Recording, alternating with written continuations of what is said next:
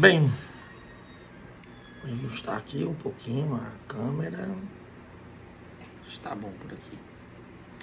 Bem, turma, bom dia a todos. Estamos no dia de Penal 3 e hoje, dia 25 de maio,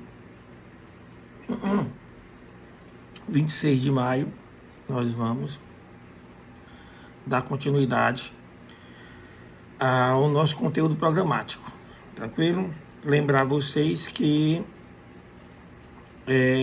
assim, primeiramente, que hoje à noite nós teremos nosso Tira Dúvidas, tranquilo? A partir das 7 horas, mais cedo. A partir das 7 horas, a gente vai ter nosso Tira Dúvidas sobre o material que nós iremos da aula de hoje, né? E da aula passada. Já que na terça-feira anterior, a discussão, o nosso Tira Dúvida foi mais sobre os crimes contra a honra. Então vamos deixar e vamos explorar agora os crimes contra o patrimônio, o furto, tá certo? Tranquilos? E então hoje à noite a gente faz esse nosso Tira Dúvida. Segundo, é só lembrar que nós estamos na nossa penúltima aula. Só temos mais uma aula que vai ser na próxima terça-feira, dia 2 de junho. E no dia 2 de junho eu já vou postar, né, a nossa avaliação parcial 2 ou AP2.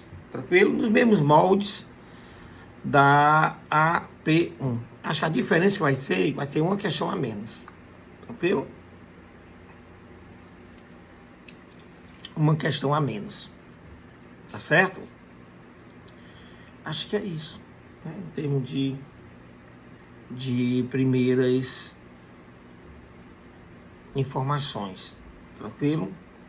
Vocês, eu só lembrar vocês estão em... Nós, né, estamos em um regime excepcional. Então nós temos que fazer valer esse nosso tempo, né? Diferente de estudo, diferente de pesquisa, mas nós temos que nos esforçar. Eu sei que muitos de vocês não tiveram a experiência de aulas, de cursos nesses moldes, mas o segredo está na disciplina, na autodisciplina, tá certo? Se nós estivéssemos na normalidade de nossa faculdade, vocês hoje à noite estariam obrigatoriamente em uma sala de aula, né? Tem que transportar, alguns de ônibus, né? Às vezes é bem distante mesmo, alguns alunos moram bem distantes, tá certo? Outros estão aí no próprio município de Quixadá, mas tem que ir. Então, essa disciplina, ela se torna mais fácil, né? Basta você se deslocar e ir lá assistir a aula, mesmo que você às vezes esteja distante, né? Está em sala de aula, mas a mente está distante, enfim. Mas quando nós estamos num momento como esse, a autodisciplina ela é muito importante, porque você que tem que se propor. Então, fazer o seu horário, cumprir esse seu horário, assistir às aulas, tá certo? Eu optei por não dar aula ao vivo, pode observar. Eu trabalho 2 vezes. Primeiro porque eu preparo essa aula, né? Que agora eu estou aqui dando a vocês. Primeiro eu preparo essa aula e me custa muito porque eu tenho que pesquisar, estudar, enfim. E depois que eu faço isso, né? Que eu gravo e tenho que preparar, mandar para o YouTube, enfim. E depois disso ainda tenho ainda que, eu ainda me proponho ainda, e isso eu faço com satisfação, bom, para eu tirar dúvidas. É como se eu dividisse a nossa aula em dois momentos. Um momento em que o professor verbera, né, o conteúdo de direito material, e outro momento que eu deixo para vocês, que vocês tirem as dúvidas de vocês. Então, eu sei que essa turma é uma turma boa, né, eu vejo que muitos participam, tá certo? Muitos mesmo participam. Mas façam valer, porque no próximo semestre vocês não vão mais ver direito penal 3, vocês vão para o direito penal 4. Eu acho que é concebíveis, são as leis extravagantes. Então, por favor, vocês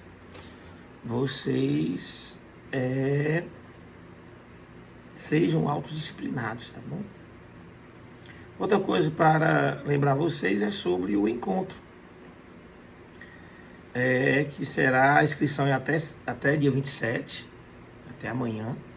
Mas acredito que quem se inscrever até sábado, não estou aqui garantindo, mas acho que quem se inscrever até sábado poderá ter seu trabalho ainda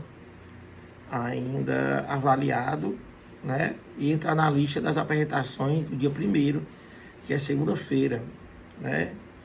Então, vocês participem, né? Vai contar a hora para hora complementar, né? Atividade complementar.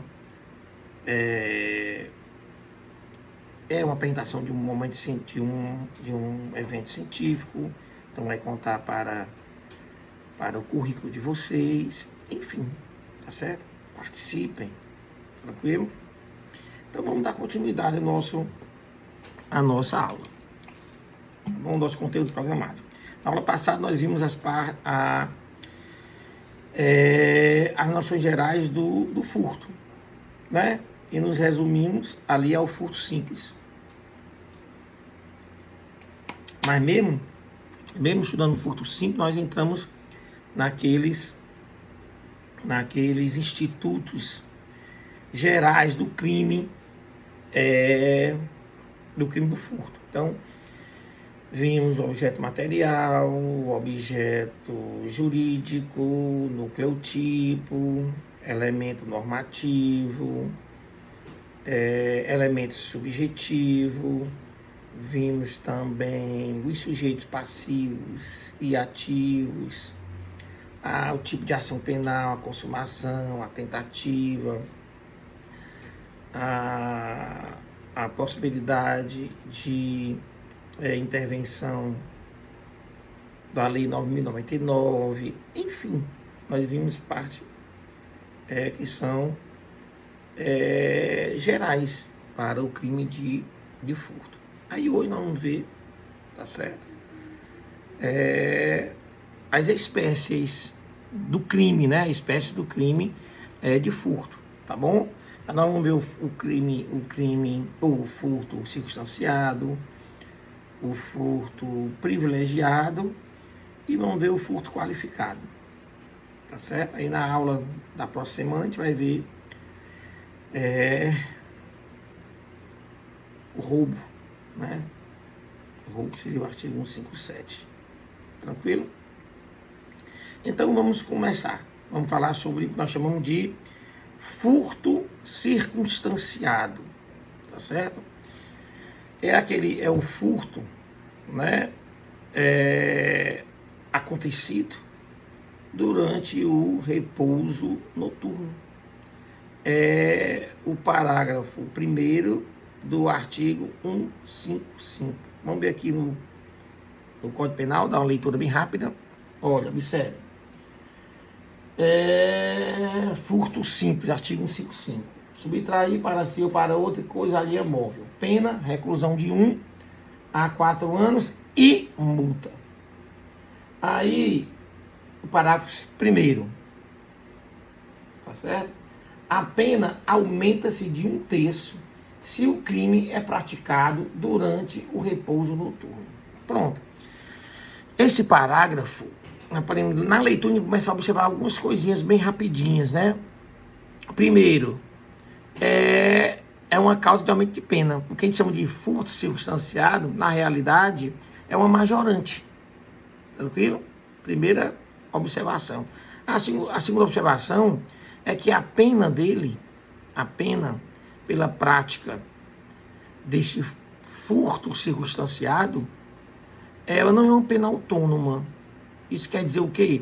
Ela depende da pena do parágrafo ou do artigo anterior. Ela só aumenta. Isso aí deve ser observado, tá certo? Por exemplo, nas qualificadoras, vocês vão observar comigo, em alguns minutos à frente, que a qualificadora, ela tem as qualificadoras, né, o furto qualificado, ele tem pena autônoma. Ele muda, às vezes, a espécie e os valores máximo, mínimo e máximo dessa pena a ser combinada. Não é este caso, tá bom? Neste caso, a pena vai ser aumentada em 1/3, tá bom? Em 1/3. A doutrina debate sobre por que se justifica, ou por que se justificaria esse comportamento em uma majorante. E aí a explicação é tão técnica, tá certo? Primeiro, porque você observa que o legislador escolheu, né, posicionou em um parágrafo efetivo para determinar esse comportamento. E ele o faz por quê? Porque durante o repouso noturno, tá certo? As pessoas relaxam na vigilância, né, de seus bens. Por quê? Porque nesse momento eles estariam descansando, dormindo, tranquilo? Então, por esses dois motivos. Primeiro, porque o legislador, ele opta por efetivamente posicionar esse comportamento, crime, em um parágrafo efetivo, específico. E segundo, é devido a essa precariedade que vai haver tanto na vigilância como na defesa do patrimônio, já que nesses momentos de repouso noturno, nós estaríamos relaxados, dormindo, tranquilo? Aí tem que observar o que seria esse noturno também, certo? Há não necessariamente noite, no sentido estrito da palavra. Por exemplo, se fala sobre a perda da luz natural, né? Quando o sol se põe, consequentemente escurece, ali seria noite. Tem que ter cuidado com essa noção.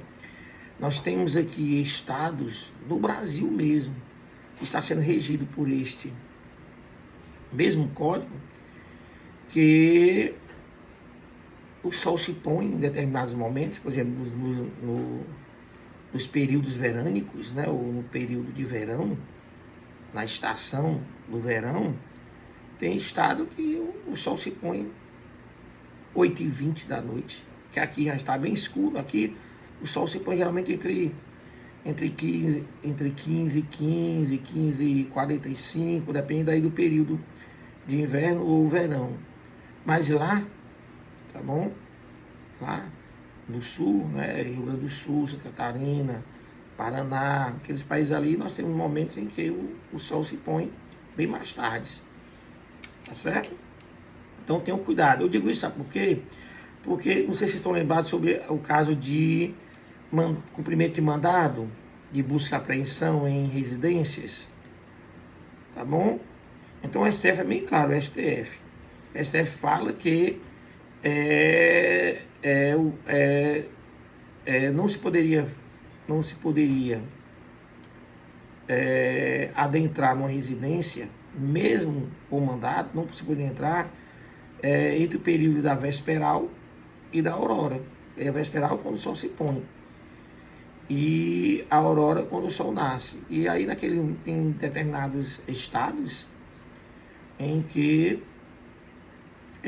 a vesperal ela acontece bem mais tarde, né? Bem mais tarde. Tranquilo?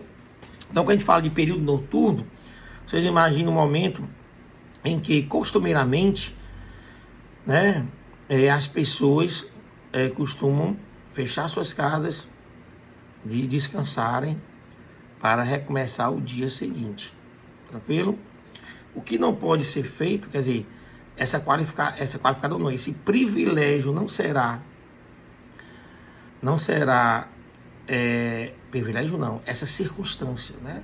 Essa circunstância, não é privilégio não.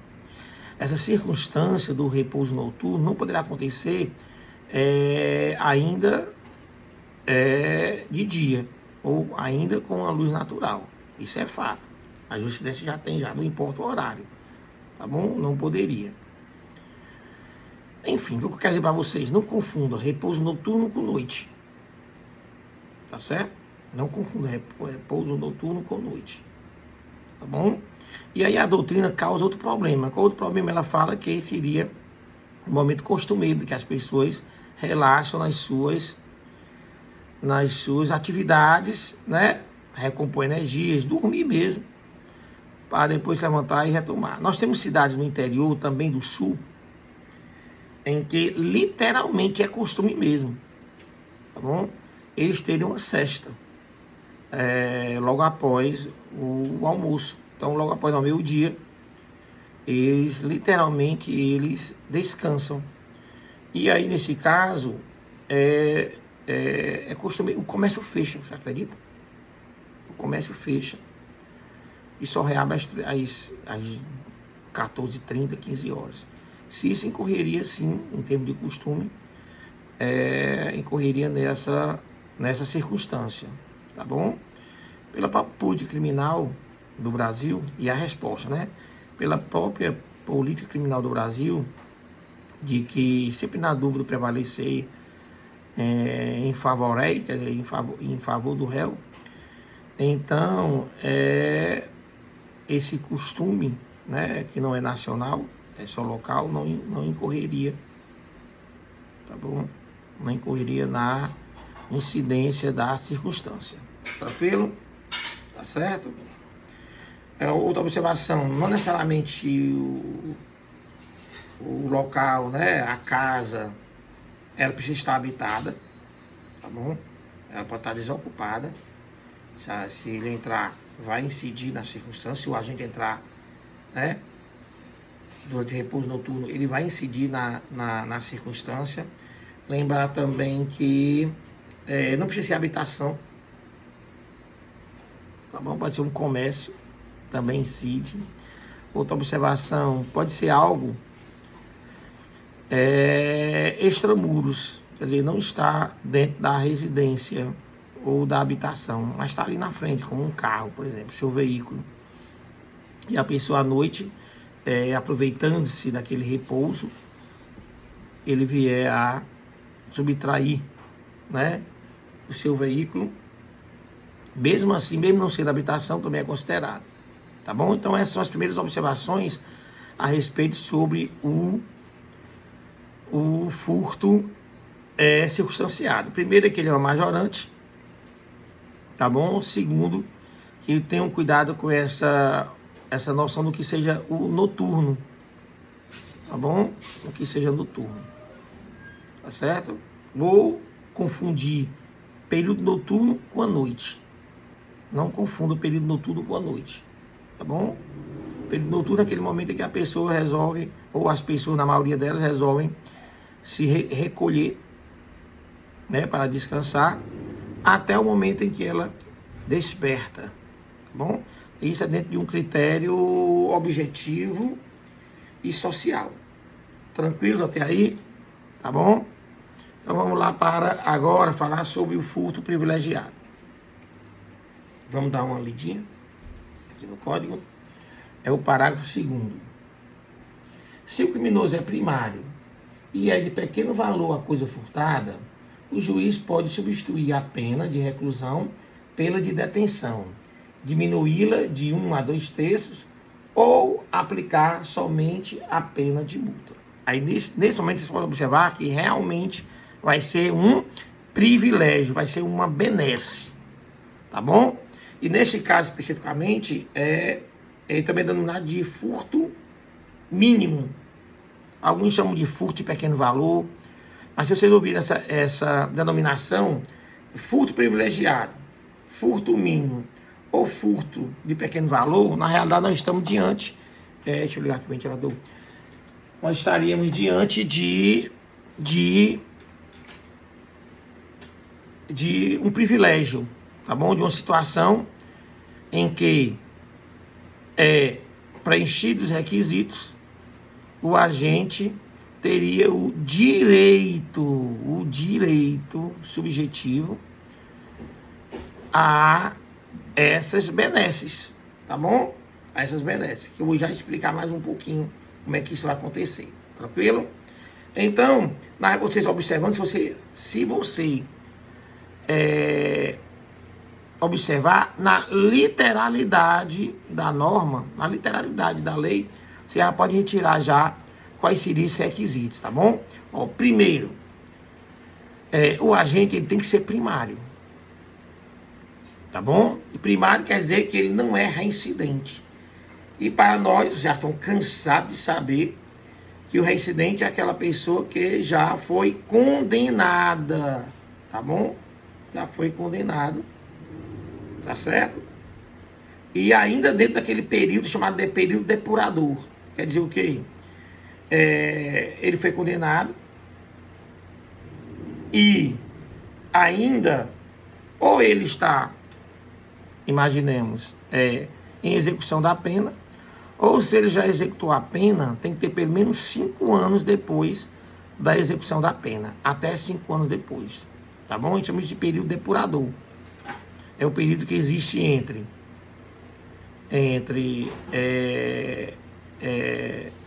o momento em que ele cumpriu a pena e o momento em que ele cumpriu o novo crime.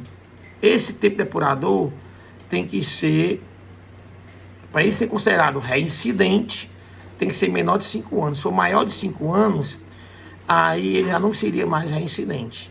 Aí vem uma discussão na doutrina. Ele não é mais reincidente, mas ele é tecnicamente, tá bom?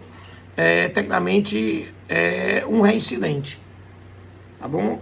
Mas a lei, a norma não fala em tecnicamente reincidente, ou tecnicamente primário, e fala em primariedade.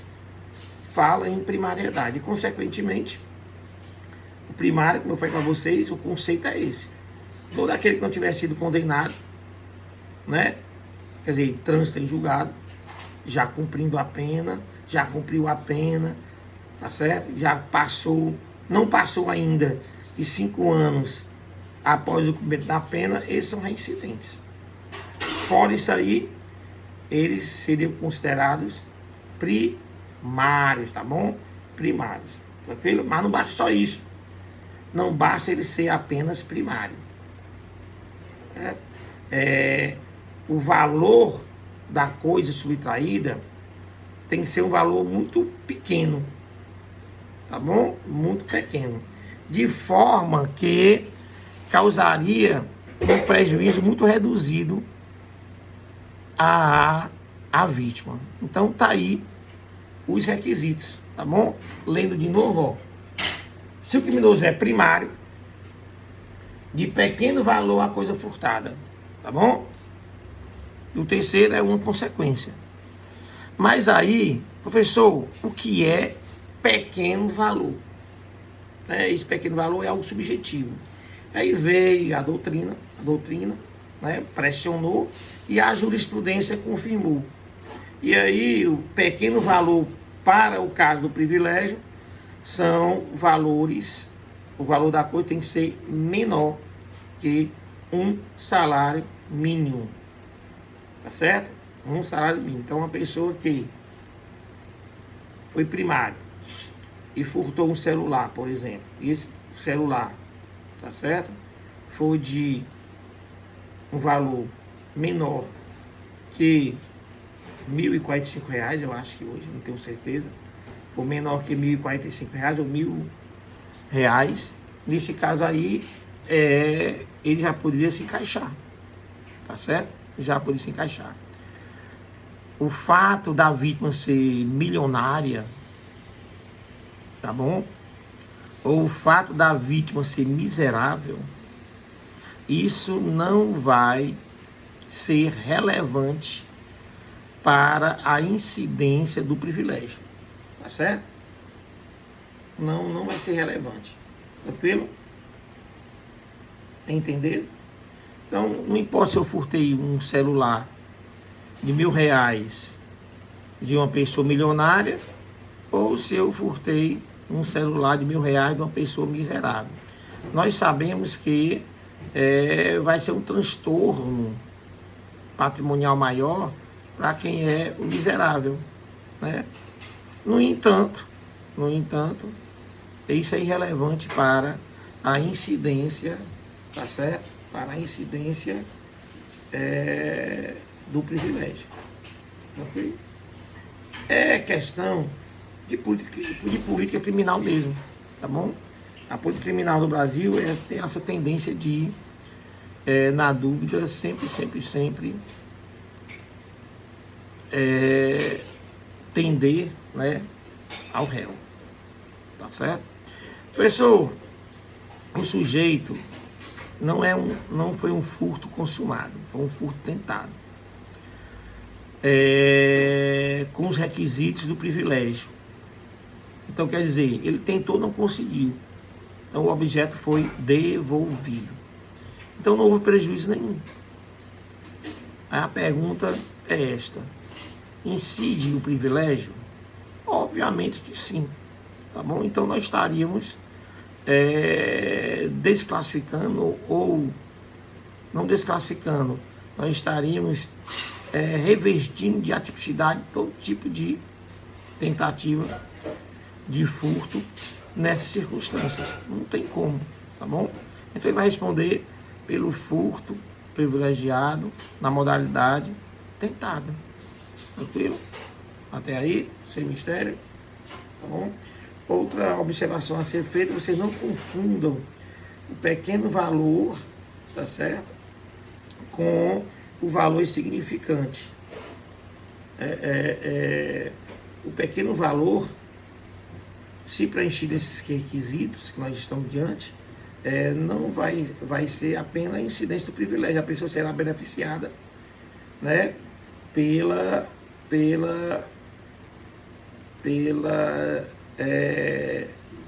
desclassificação da pena, que passa de reclusão para a detenção, ou da diminuição da reclusão, do tempo de reclusão, ou ele vai pagar multa, tá bom?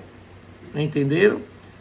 Já que se for um valor insignificante, nesse caso especificamente, se preencher todos os requisitos que nós já vimos do crime da bagatela, tranquilo?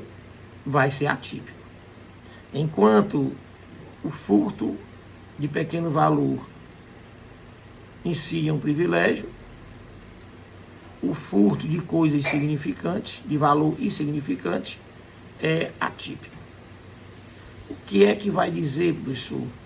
Né? O que é que vai dizer se seria valor insignificante ou que seria um pequeno valor? O caso concreto. Tranquilo? O caso concreto é que vai dizer. E aí você vai preencher os requisitos. Um celular de R$ 1.000, sendo furtado de um milionário, é de pequeno valor. E pode ser também significante, se ele for milionário, né? Um celular lá que ele tinha, tá certo? Enfim. Agora, ele preenche todos os requisitos, o agente vai preencher todos os requisitos do princípio da bagatela, do princípio da insignificância. Essa é a indagação, tá bom? Ele vai preencher os requisitos para o privilégio. Então, esse caso concreto é que vai dizer qual vai ser a tese, qual vai ser a teoria aplicada a este caso. Tranquilo? Mas, voltando aqui ao privilégio, mas, se porventura a pessoa, né, o agente, preencher todos os requisitos do privilégio, quer dizer, ele é um réu primário e o valor do objeto que ele subtraiu é menor que um salário mínimo. Então, consequentemente, quais seriam as consequências? Primeiro, o juiz transforma reclusão em detenção, tá bom? Ou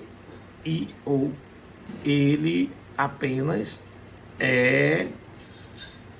diminui a pena de reclusão de 1/3 a 2/3. Ou então ele opta por aplicar somente a multa. Ele pode acumular, professor? Pode sim. Ele pode sim acumular. Né? O sujeito foi apenado, reclusão. Como ele está dentro do privilégio, o que o juiz faz? Diminui a reclusão de 1 a 2/3. Depois que ele diminuir a reclusão de 1 a 2/3, ele a transforma em detenção. O que ele não pode fazer é acumular multa com as demais opções. Ele pode acumular as duas opções. Ele pode diminuir a reclusão, o tempo de reclusão, depois transformar em detenção. E ele pode fazer isso, quer dizer, o item 1 e o item 2. Agora, com o 3 ele não pode acumular. Ou ele aplica um dos dois primeiros itens, ou ele aplica o terceiro item. Se você partir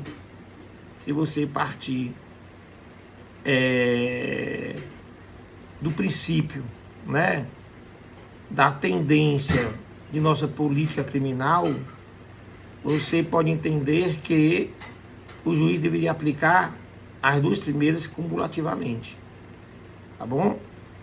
Mas é discutível isso na doutrina. O que não é discutível é que é um direito dele, é um direito do réu. Uma vez reconhecido o privilégio, necessariamente o juiz deverá sim optar por uma dessas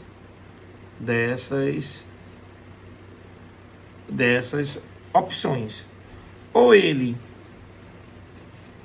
transforma a reclusão em detenção, ou ele diminui o tempo de reclusão, ou ele aplica a multa, tá bom? Ou ele aplica as duas primeiras de forma acumulada.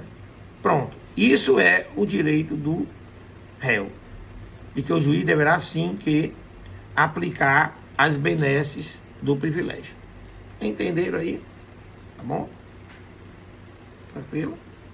Professor, há a possibilidade de acontecer um furto circunstanciado e privilegiado?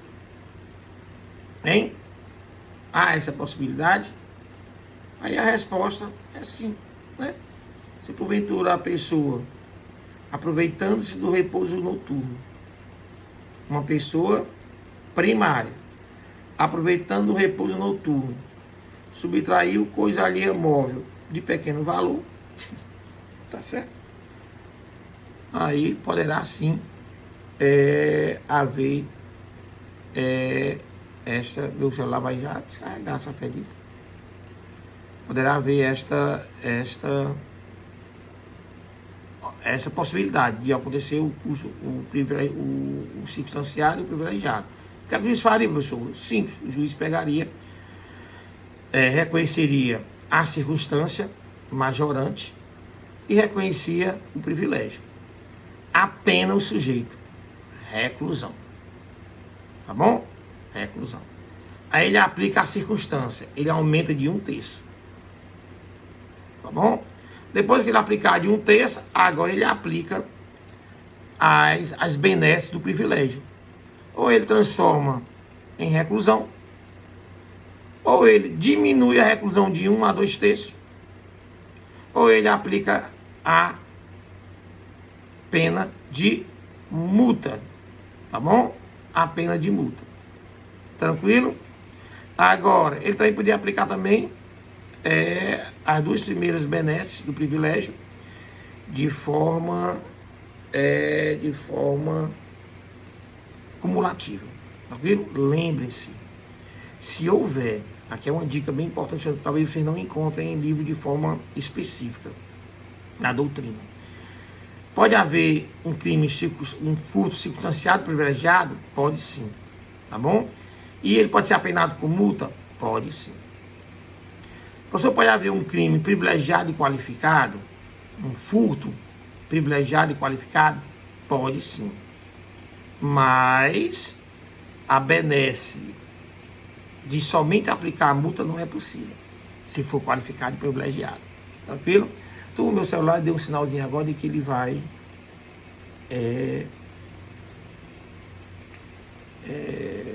tá com um pouco de bateria. Eu vou dar continuidade aqui, se der certo. Senão eu continuo depois. Tranquilo? Deixa eu ver quanto tempo ele tá aqui. Será que dá para olhar, hein? Eu não sei se dá para eu olhar. Vou olhar não. Vou apostar aqui. Tranquilo? Então, pronto, já vimos o crime, o furto circunstanciado, já vimos o furto privilegiado e agora vamos passar para o furto qualificado, tá certo? O furto circunstanciado, parágrafo 1º do artigo 155, o furto privilegiado, parágrafo 2º do 155 e o furto qualificado, os parágrafos 4º e 5º, tá bom? 4º e 5º. O professor só pulou o terceiro. O terceiro é só uma determinação legal, tá bom? Necessário, se faria, ou o legislador achou necessário, definir a energia elétrica como para o furto, como uma coisa móvel, uma coisa alheia móvel. Então pode haver sim o furto de energia. Tranquilo? O furto de energia.